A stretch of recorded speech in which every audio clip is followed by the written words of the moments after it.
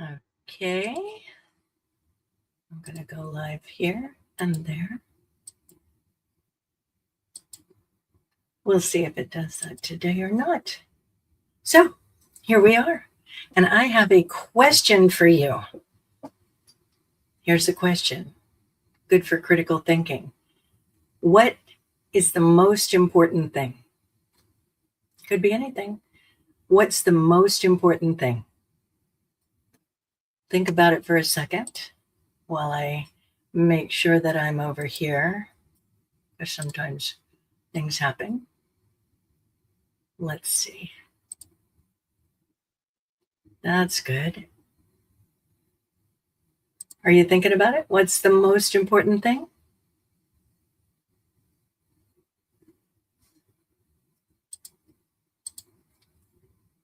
Did you get to it yet? Let me see here.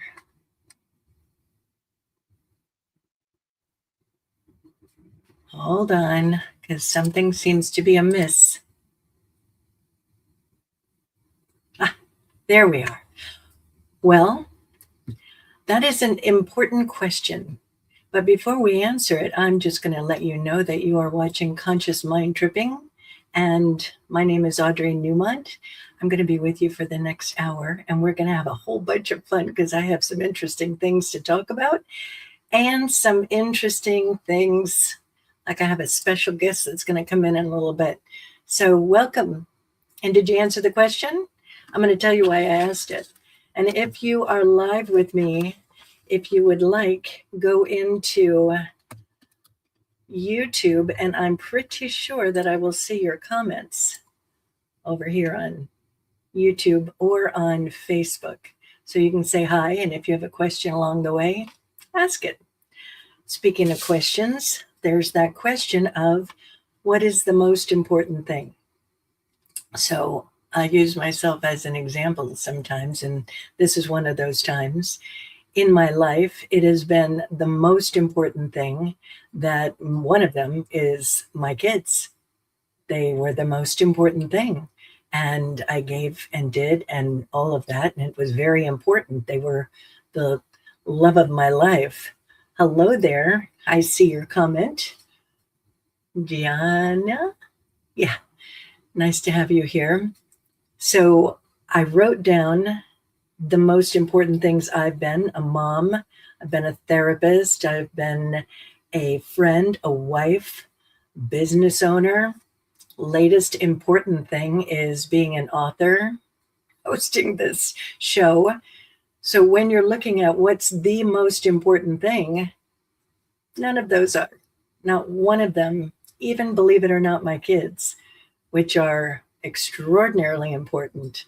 The most important thing, and this was a big one for me to learn in life, is me. The most important thing for you, think about what you said. Are your kids more important? Is your work more important? Your partner more important? What is the most important thing in your life?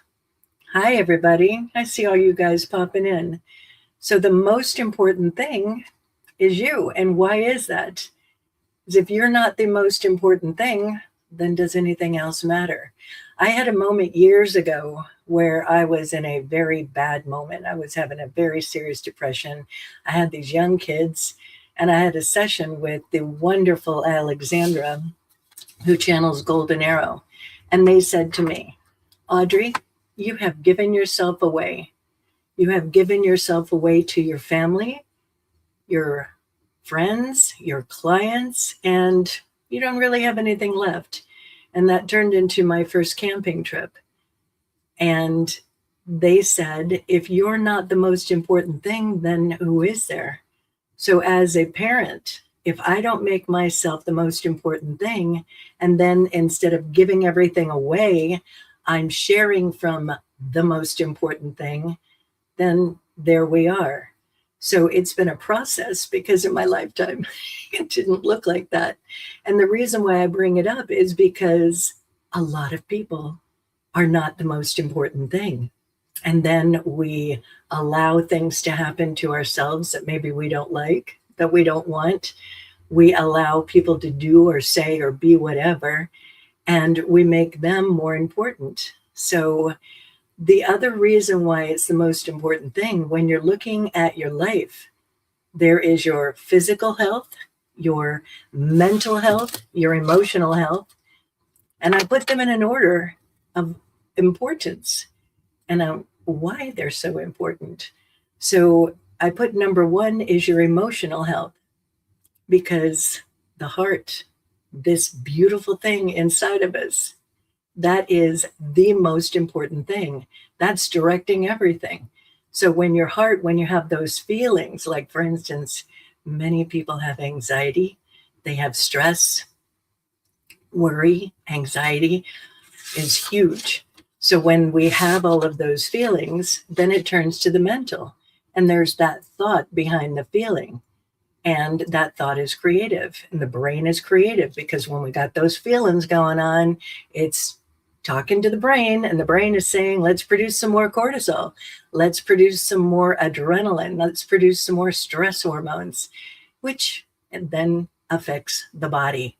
So when you are being the most important thing and you're owning your ability to own your word, you're owning your ability to own your actions because you're the most important thing, then you're going to create the three avenues, mental, emotional, and physical, in a way that is more powerful.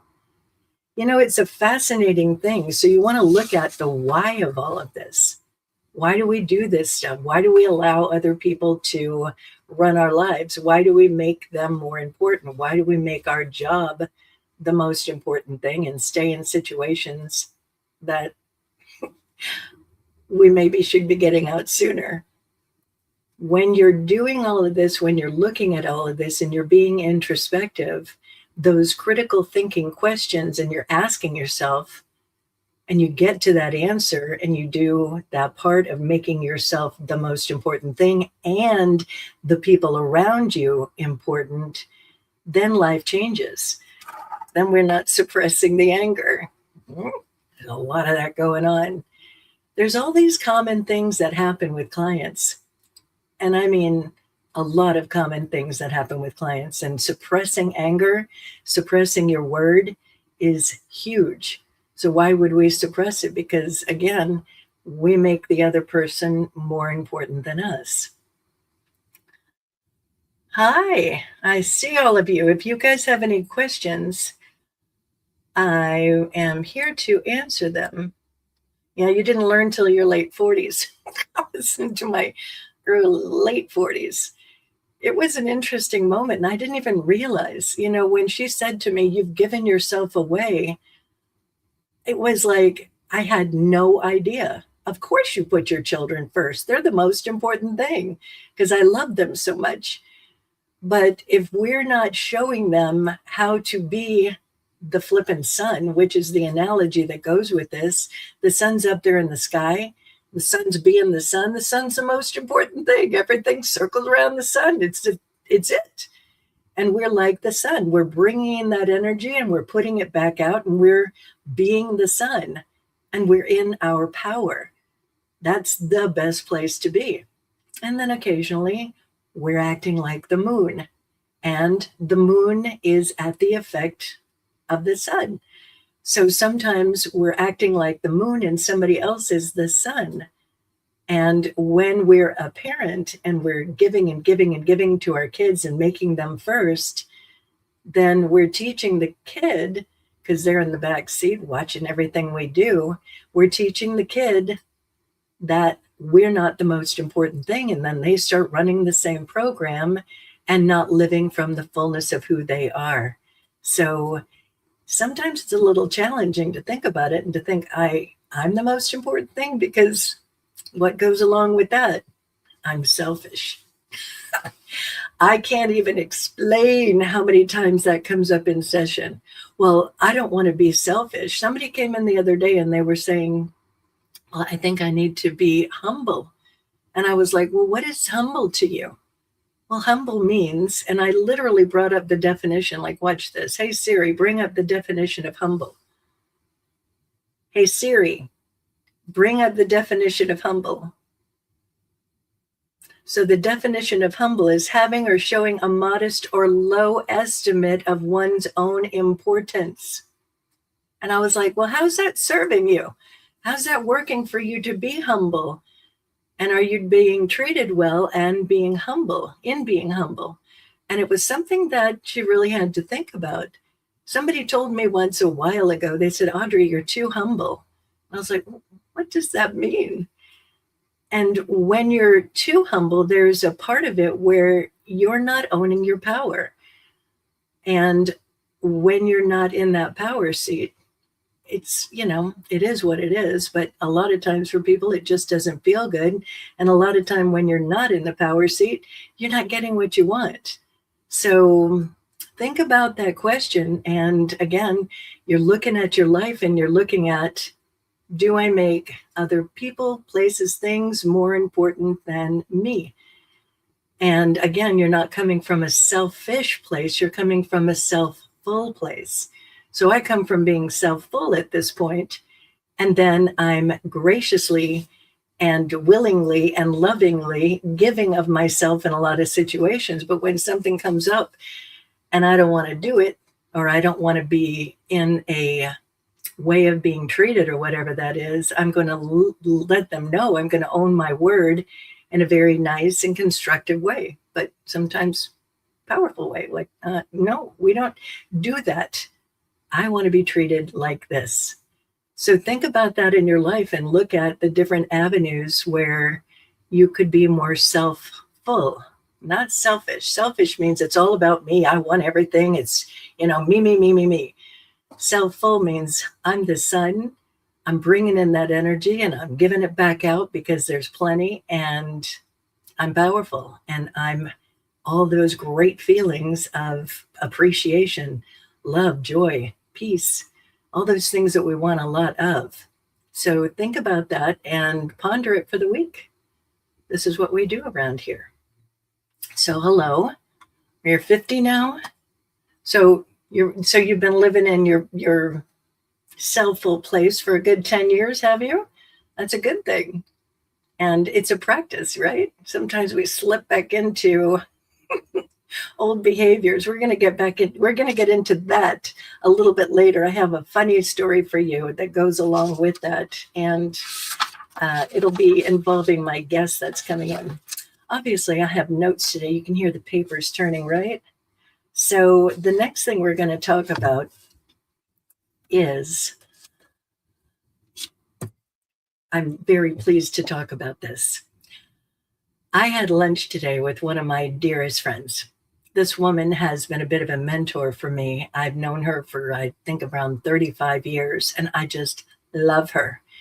And of course, we've known each other for 35 years, so we know each other really well. I know her timeline. I know her story. And when my clients come in that are single and they've had a breakup or whatever with a relationship, this woman, I have used her story. And the story goes like this. This beautiful, beautiful soul, she is now, let's just say, a little on the older side and beautifully older. She's my mentor. She's like that person for me where I look at her life and it's like, this woman knows how to live on so many levels. So the story goes, she got married when she was young, and it was the love of her life. And she marries this guy and it didn't work out. There were certain things going on in the relationship that just weren't a fit. And so they didn't stay married. She moves along and she finds another man who is the love of her life. And oh man, she loved this man. And he ended up passing away. And she lost the love of her life. And we talked about how she grieved it. I mean, if you're going to grieve something, to walk around the streets of Paris in grief is not a bad way of grieving. And so she grieved him. She had loved him so much. Then she moves on in her timeline and she meets another man who is a love of her life. He was interesting and fun and whatever until that didn't work out anymore. And I'm telling you, this is like over a lifetime. Then around 26 years ago, she was like, well, I'm going to get out there again. And she starts doing those things where you go and have lunch with people. And I jokingly say she meets the banker, the baker, and the love of her life. I mean, the love of her life. This man, I just loved him too. And they had a fabulous time. They traveled the world together. They did all these great things. And in March, it'll be 1 year since he passed away. And we were talking today, and we were talking about how things change. And this is the part of the conversation that is important. And this is what we were talking about. You know, we all have these moments in our life where we change our homeostasis. So your homeostasis is like what's normal. You know, it's just how things are. And I made a picture here that I'm going to add to the stage, because I have a stage. See this picture here. So these are the big things in life that change our homeostasis. Like for a lot of people, you live in your home and you go to graduation and you go to college. So that's the first like big homeostasis that a lot of people, they're changing because they've been living at home all this time. And all of a sudden it's like, wow, you know what? I got a whole new life going on. We've changed our normal. We've changed our homeostasis greatly. So we have all these moments in life that can be amazing change in homeostasis, change in who you're being. Another one is when we get married. That's huge. Another really big one is when we have a baby. That one is huge. I've had 3, and it's like each one of them is like, whoa, what just happened here? And then, you know, another change in homeostasis can be just simply going on a vacation. And you get back and it's like things feel different. It's almost like you're changing timelines. And that's why I put it on a timeline like this. So there's all these good changes in homeostasis. And funny enough, another one is moving. We had a moment once where we moved as a family and we moved into our dream home. And even as it was a good homeostasis, a lot of the time when you change your homeostasis, even though it's good, it can be like your ego gets involved. It goes, wait a minute, what's going on here? There's something different. I don't know that I like this. And it can be kind of challenging, you know, tricky. And then there's those changes in homeostasis that are really challenging. And as you can see, there's the health challenges that we face. Death is a monster one for the people that remain. And divorce is another big one. These are all big. I mean, all of them. A relationship ending, whether it's a friendship or a partner. And then a job ending. You know, all of these things in life, whether we're intentionally creating them or not, like a changing of your job, it's still changing the homeostasis. So when I was talking with my friend today, we were talking about this, and I said, you know, it's an interesting thing when your partner dies and it's somebody that you love so much. And to be clear, many people are dealing with partners dying, loved ones dying. It's a big moment for that in time right now. So when we go into that kind of a homeostasis, it's like you have somebody with you. And then all of a sudden it's like, what just happened here? They're gone. It's like, it's a shock. And grief is at the bottom of the barrel of the emotions on the fear side.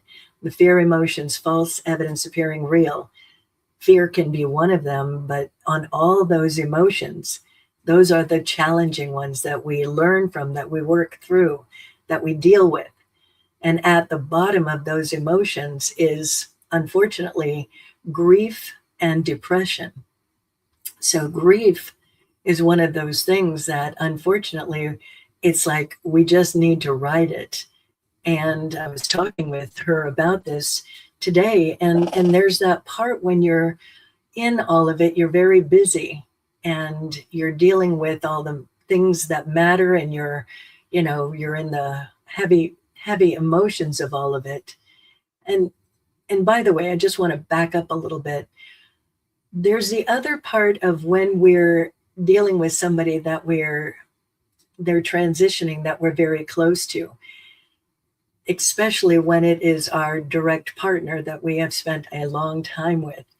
You're in a homeostasis with another person. You're doing all these things. They're there. There's that part where you have that person that you're always connected with. And a lot of times when we get into those kind of a relationship, we rely on them to be our company. We rely on them to be our support. We, they're that person. I was just laughing yesterday. I've said not yesterday, the day before, my daughter, she uses for emotional support. I was laughing, saying I was her emotional support dog. We be what we be for other people all the time.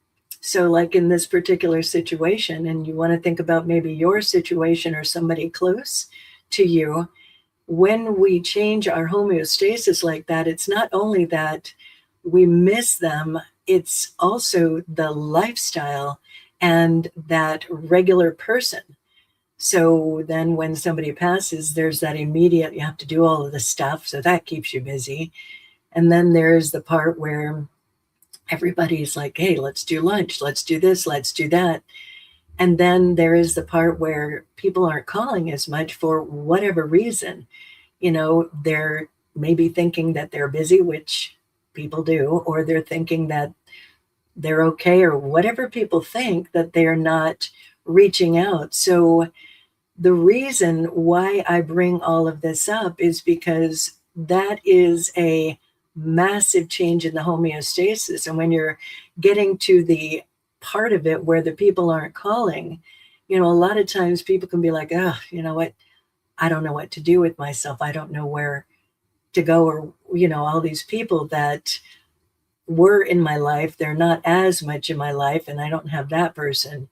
So it's really important to get, and this is why I say it, this person in my life, I'm telling you, she's a master at overcoming these challenges in her homeostasis. I mean, she was the example for my single people, or still is. And so I was lovingly reminding her that this is yet another one of those moments where we have to step back and look at, well, what's going on here? And what do I intend? What's the thing that I want at this point? I've got to create a new homeostasis. And as I said at the beginning of all this, I'm the most important thing. So like for her, she's got all these people in her life that love her. There's things that she gets to do to start redirecting her channels, redirecting what she's doing, and creating a new point in her timeline of the next adventures, the next place to experience love, the next place to experience all the great things that we as human bodies. So when you're looking at your own timeline, you see those empty ones. We all have these changes in homeostasis.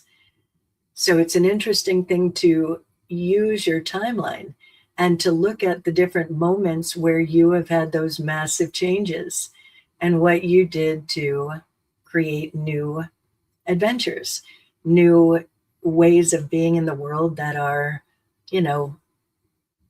powerful, constructive, abundant, all of those great things that we want to be in our lives. I think sometimes people have a tendency especially with grief, to dive headfirst into it and to almost like in that grief create unfortunately a new homeostasis that, hold on, let me see something here. I'm distracted.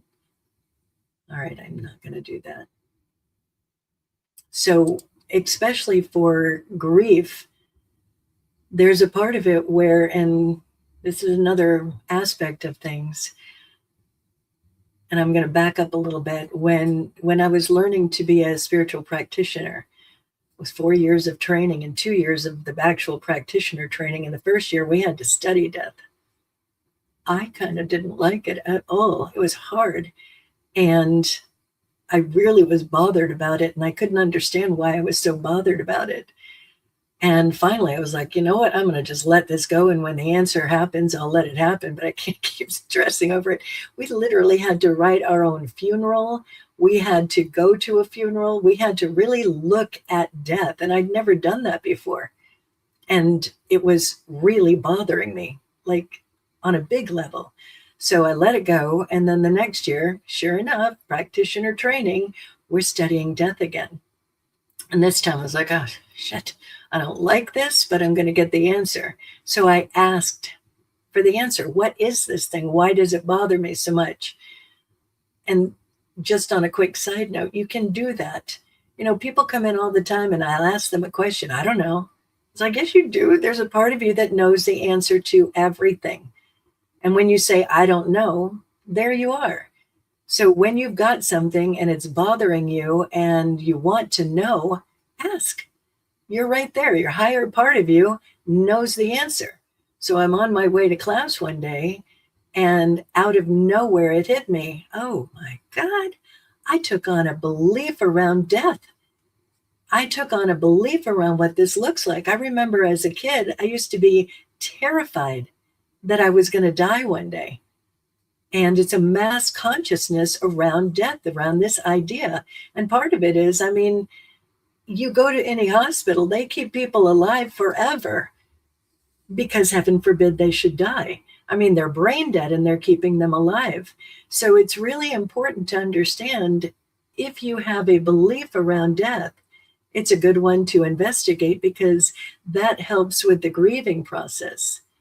Because in reality, when people die, they're exiting the vehicle, but it's not an end. It's not an end to the relationship. It's not an end to anything. So it's not like, oh, they're gone and it's never going to be a connection. That's not accurate. Pardon me. What is going on there? So I'm not going to get more into that story because that's for a whole nother time. And I think I have somebody I might have as a guest. Actually, I'll tell you who it is. I'm going to reach out to him. I met him not long ago, this guy, Danny and Brinkley. And you can look him up. He has a book, Saved by the Light, I believe. It's something like that. You can listen to it on Audible.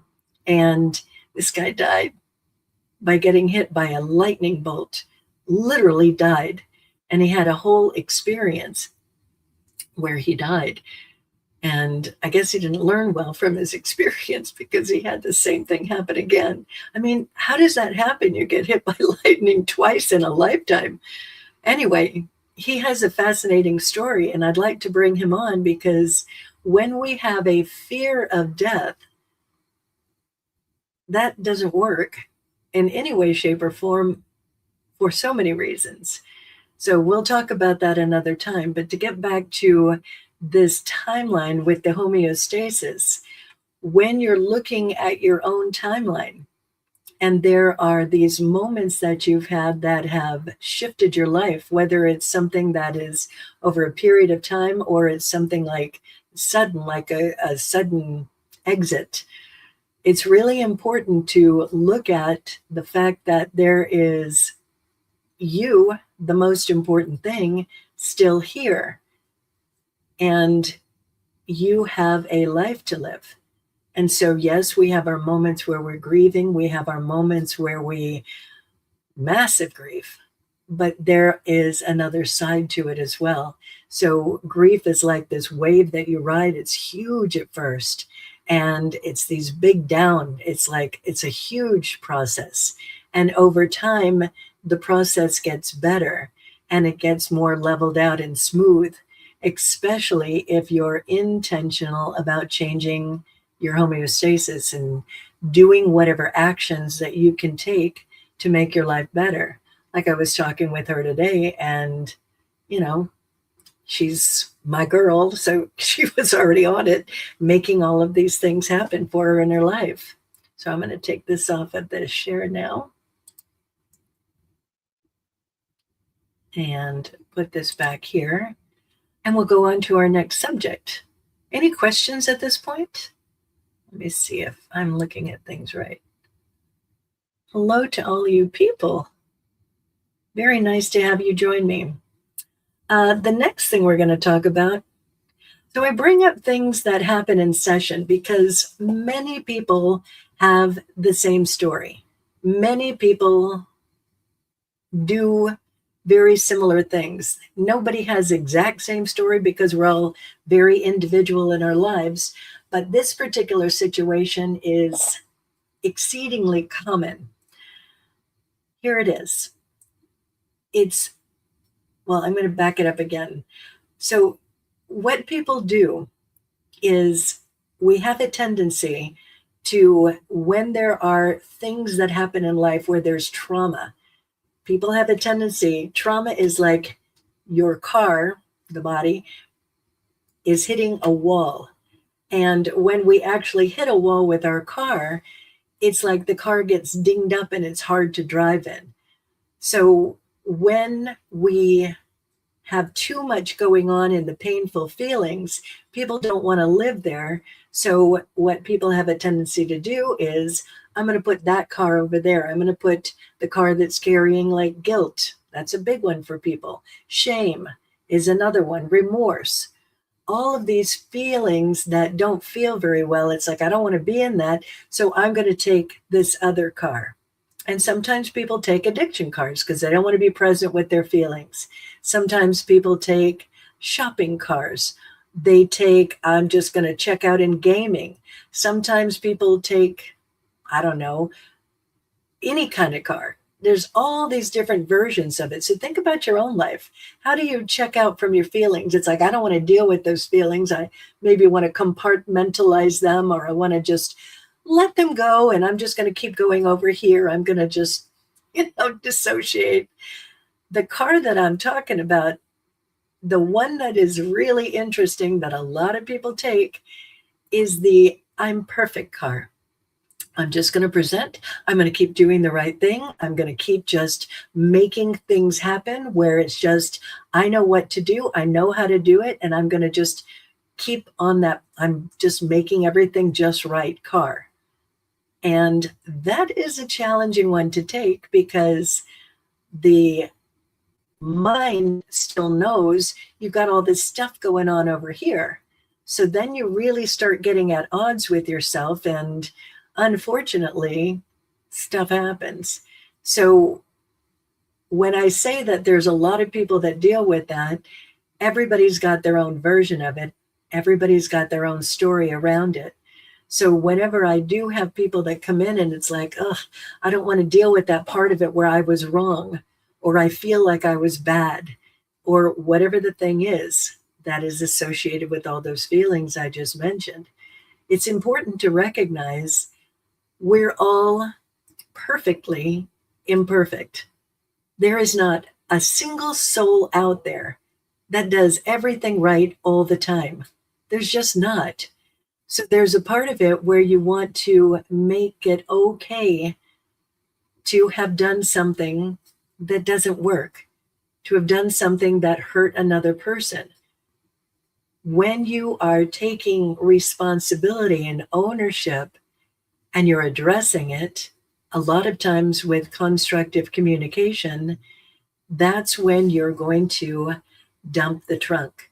That's when you're going to be able to let it go, and you don't have to worry about this car is dragging its ass along, because you're learning to integrate and be with those feelings when they come up, of whatever it looks like. To be clear, guilt is a really big one for a lot of people. It's huge. And when we experience guilt, and I don't want to do that, I just want to keep doing the right thing. I want to keep doing that other part where it's not the thing I didn't like doing. So I'm just going to overdo this. But in reality, both cars are rolling. And to be clear, as long as guilt is rolling, shame, remorse, those are huge. So as an example, when I work with people who come in and they have any kind of addiction problems, that guilt in particular will keep bringing the addiction back around, because the guilt is an unbearable feeling to hold on to. And as long as it's rolling, you're going to keep going back to those habits because it doesn't feel good.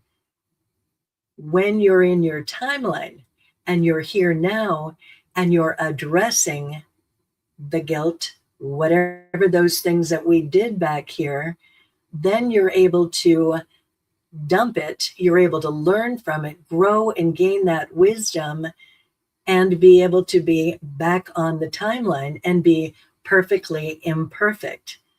I'll give you an example.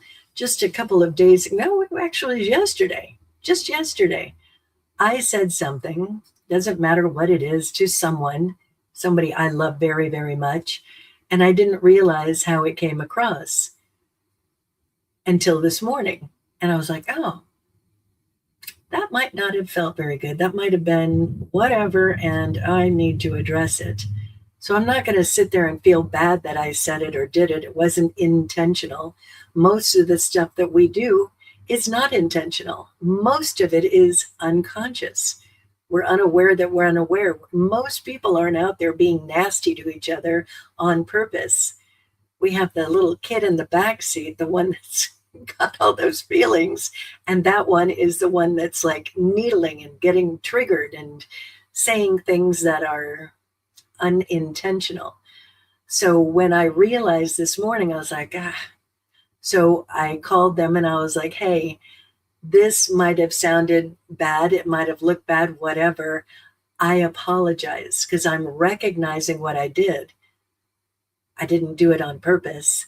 So when we're able to address these things and we're able to express it rather than hold on to it and have that guilt going, shit, I was bad, I was wrong, whatever those things are, when we're expressing it and it's coming from a heartfelt place, whatever they do with it is their business.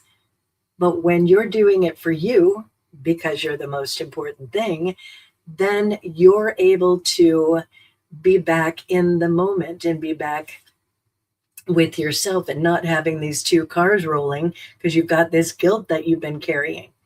So the homework around this is to look at your timeline. And again, important, not with judgment. Judgment is right there next to guilt, and it will keep it rolling. So we all learned programs. We all learned how to be however we have been. So when you're looking at your timeline, if there are things that you're still holding on to in your trunk, there's a process, doesn't usually happen overnight, of letting these things go so that you are being present with yourself in your perfectly imperfect. And you're able to dump these things out of the trunk. So you're being more, it's important to really get present. When we're in the now moment and we're being the flippin' sun, that is the optimal place to be. But when we're holding on to these old feelings, when we're holding on to the guilt, the shame, number one, we're going to do it again. And number two, you're being the moon or the dark side of the moon. It's to learn on the moon and to get back over to being the sun. So think about your life, look at it with compassion rather than judgment. You just did what you did with the knowledge that you had at the time. In just this conversation, you're getting new knowledge, and knowledge equals power. And knowledge about yourself is empowerment. So when you're doing this work, this process, you're able to dump the trunk. Maybe you're going to apologize to somebody. Maybe you apologize to yourself. Maybe you hit that reset button and you, in the process of understanding why you would have done that, and you learn from it, you grow from it, you dump it, then you go on to a better relationship with yourself or whoever. I hope all this is making sense. So the next thing we're going to talk about is a little fun. Are you ready? And by the way, my guest is late. So I have this song and I want you to listen to it. My clients are amusing sometimes. I mean, they just amuse me. So my client sent this to me today. and I'm going to play it for you. It's a cool song.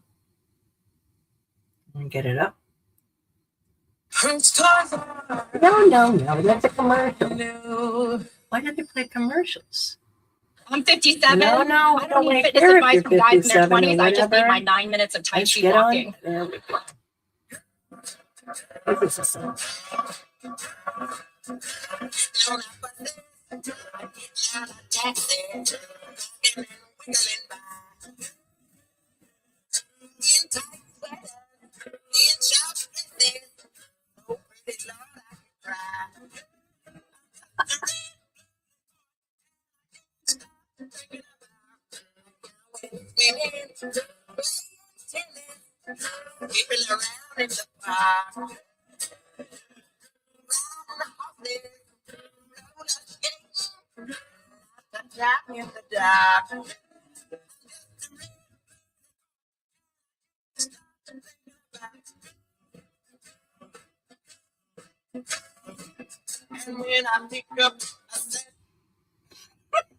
Number one, I love the song. It was very festive and zippy, and I was dancing to it. I had to listen to it twice.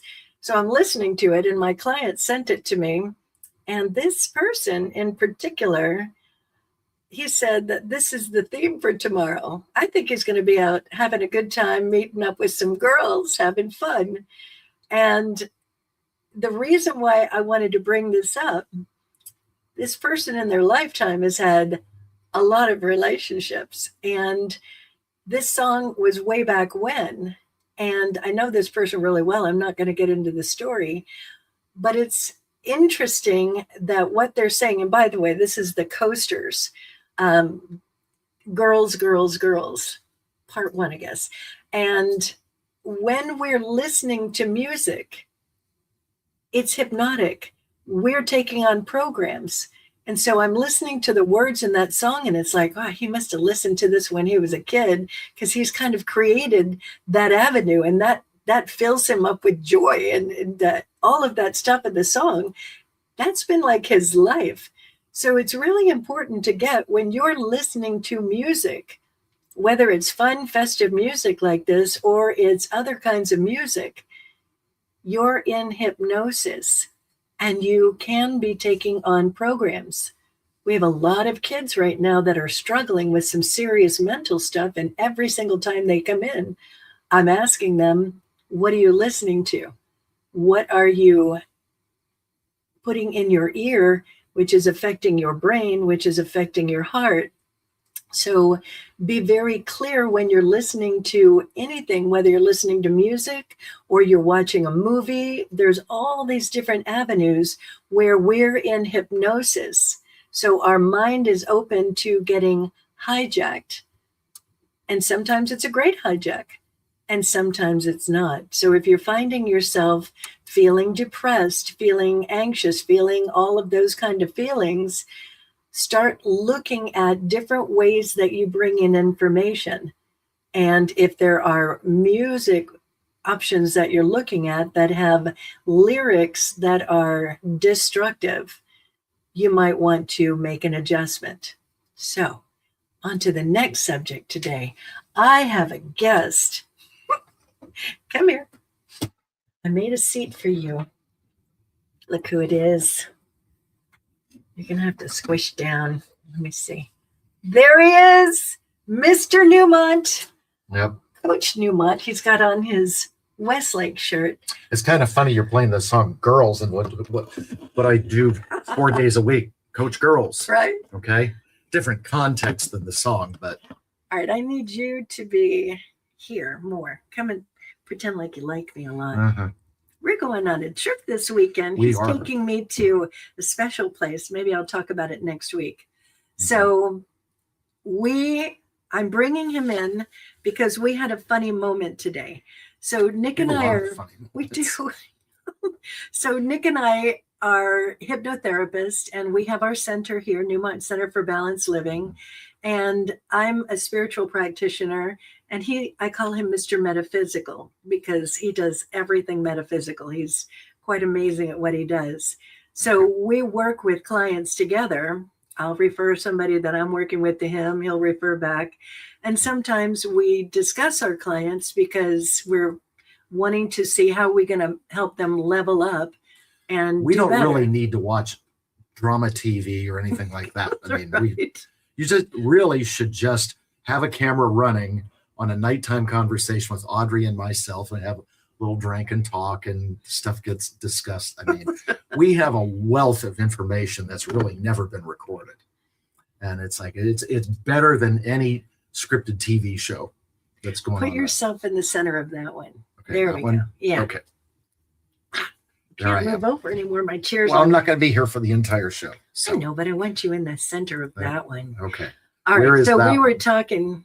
Well, when we're in the center here, that's good. But that one is like more for when it's, you know, I don't know, Instagram or whatever. Okay. At any rate, we had a funny moment today and we wanted to share it with you because we just like to amuse ourselves sometimes. So we were talking about this one particular client who's anonymous, doesn't matter who it is. And everybody does this stuff, by the way. But in this particular situation, I was saying, you know, this person, they know how to realign themselves. And they do a good job of realigning, but then they don't stay realigned. And he starts laughing and he said, It was like the Seinfeld episode at the car rental in the airport. Like, you know how to take the reservation, but you don't know how to keep the reservation. Right? And it's the same thing.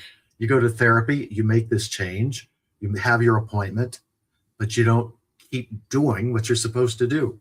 and much of the time it's because people go from here and it feels better than here, way down here. They move up. Right. And so they're here and it's like, well, life is better. It's good. But then they don't realize you got to keep going. You have to keep practicing. Right. You have to keep Exactly. doing the tools. You have to show up. And so they don't show up. And then they go back down here again. They're wondering, why did I get back down there again? Exactly. Exactly. So there was one other thing that you, Well, yes, because of things, some people, things work out for them in spite of themselves. And people look at what's not working. And that's another thing about from Seinfeld, you know, the opposite happening. You know, Kramer once said to him, he says, you know what you are, Jerry? You're even Steven. It's like, oh, I know what it something- was. Wait, before he says that, I had a client tomorrow that had to Well, cancel. that's interesting, dimensional. I had a client tomorrow. Wow, Audrey. I had a client tomorrow, but they had to cancel because they got the flu. Health challenges, being sick. And the funny thing is, I had another person call who's another new client that filled the space of the other client. So I'm telling him this, and he said, You're even Steven. One cancels, you've got an opening, another one comes in. Everything works out. so we can just make a Seinfeld for just about everything that happens around here now, right? Right. And like the episode called The Opposite, if things that you are doing are not working out, do the opposite. You can't be wrong twice. George, It's a great episode. it was a great episode. Yep. So we wanted to share that with you. So Nick, tell Yes. them about your class that you're teaching right now. Is it still, people still get into it? No. No. All right. No, we're you going to missed week it. 4 at this point. No. It's the level 1 of sentient healing. And even though I call it level 1, it's how people get into it. But it is a 12-week course on learning how to do the work that I do, the energy work. And it's very complex and very involved, but it is laid out in detail. Nick is genius at teaching these things. And you. he's also, if you've never had an energy session with him, get your butt in here. He's amazing at what he does. Thank you. I mean, you just are. I appreciate that. Yeah, it's I love doing that, and I love teaching that class. It's fun to teach it. It's fun to watch people grow from it. And I've had a number of students through the 30 years, whatever it is, that I've been doing this, where they go on and have great careers as healing practitioners themselves. Yeah, you've got a good group going. Yeah, That's good. Yeah, wonderful. Really pleased and proud of them. Okay. All right. All right. Thank you for Okay. sharing that. You're Thanks welcome. for joining us. Bye, everyone. See you soon. We have a few more minutes. Let's see what else I can conjure up in my. That's interesting word. Conjure up. Yeah, this thing with that girls, girls, girls. I'm telling you, it's a festive little song. And it's fascinating when I look at things like that, because I'm telling you, I know this client, he's one of those ones, by the way, just saying. He came in, he was here, and he has steadily been leveling up and doing such a great job in his life of just owning his consciousness. And I just truly appreciate that. I've got some people in in my practice. It's just awesome. And that's why I do what I do. That's my why. It's such a blessing to watch people own their consciousness. And speaking of that, I have that book out called The Mind Trip Game. And you can either buy it, you can go to my website, audreynewmont.com, and actually have the physical, or you can look here on YouTube, and it is on a playlist, and I'm actually reading the book for you. So I made it very simple. I made very user-friendly tools, and basically do this. And in the Mind Trip Game, there's stops along the way where you be introspective and you do that critical thinking and you change your life. So I made it's 98 pages, and it's very, like I said, user-friendly. So on Tuesday, this coming Tuesday, the 27th, I'm starting a new group. It's going to be it'll be in series. So series 1, it's for 4 weeks. It'll start this Tuesday. It's from 6:30 to 8:30. And it's my next book. So it's similar to the Mind Trip Game, but it's different. So I'm calling it Game Night, Play Your Way to Conscious Thinking. And it's for all ages. And I don't want to give too much away, but it's going to have the tools in it. It's going to be user friendly, and it's a whole new game board, and it's a whole new approach. So you are very welcome to join me online. It'll be via Zoom, or if you're in the area, it'll be in person. When my clients use this, it's a life changer. It just is. I have a lot of people that I don't see anymore very much. And occasionally they'll come in and they need a little tune-up. But for the most part, they have used the tools. They continue to use the tools and work through those challenges of their life. So I'm just going to say, in this new game, there are new tools and new rules, and it's going to be, I think, fun. And the way that I'm putting it together, you can't help but level up. A lot of times my clients don't actually sit down. They'll not do this first tool, the Fear into Power tool. And so when you are in a group situation, you're not going to be talking about it unless you want to. And even at that, it's not everybody's going to be talking. We're going to use one person. But it will be an opportunity for you to have a community of like-minded people and hold yourself accountable to do the process.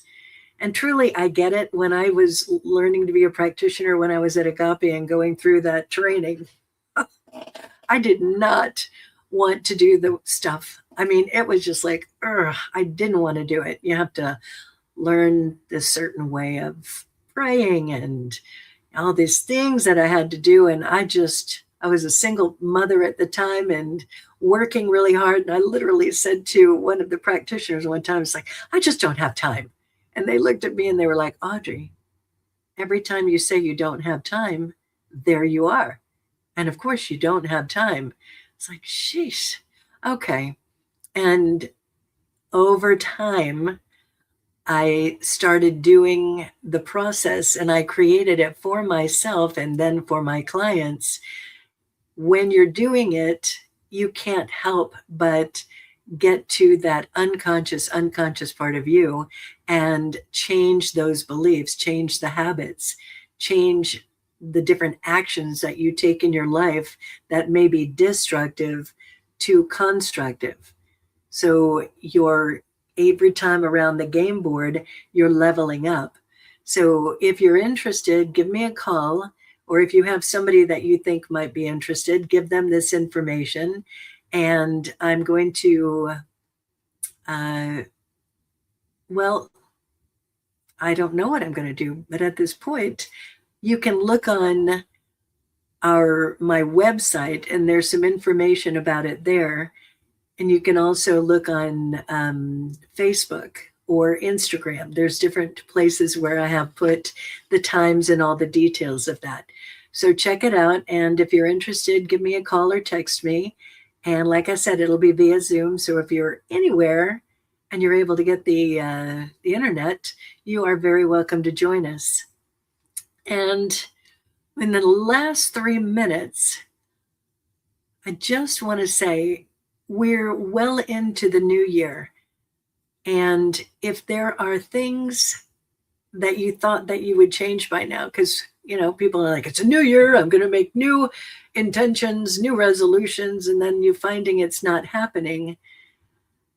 This is a good time to take that class, because if they're not happening, it's because there's an unconscious belief that's rolling. And it's not who you are, it's kind of the program. So when you're able to see the program, you're able to bring it to the surface and then recognize what it is, then you're in the process of making new things happening, creating a better love, creating better health, more success and abundance, and certainly a lot more joy and happiness. So in this crazy moment that we're in right now, because there's a lot going on, it's really important to keep yourself grounded, centered, focused, and calm. And to be calm, you got to look at what emotions are rolling and ask yourself those critical thinking questions. Is it true?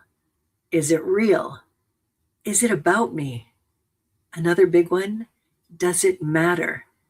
Just doing those kind of 4 questions in a moment like this, if you are feeling any of those crazy ass emotions, can be life-changing. So you want to stop yourself, you want to get present, and you want to ask yourself, is it true? Is it real? Is it about me? Does it even matter? And be authentic with it.